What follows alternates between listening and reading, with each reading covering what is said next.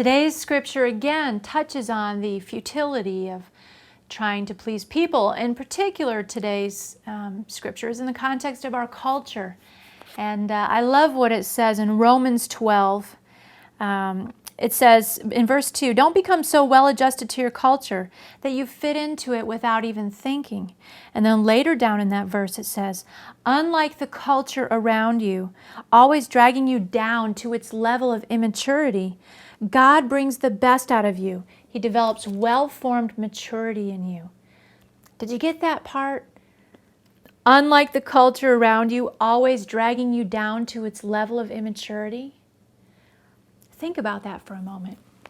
When we're living to please people, which could also be construed as living to fit into our culture, since people are who make up our culture, those ideas that people have about what is right and what is wrong, Scripture's telling us that the culture will drag us down to a level of immaturity. Now, what does it mean to be immature? Well, some signs of immaturity can be things like believing lies, can be focusing on things that have temporal, meaning temporary, rather than eternal value.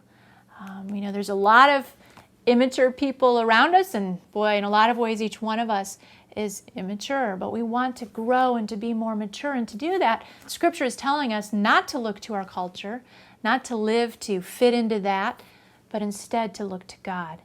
So it's today's scripture of the day, Romans 12:2.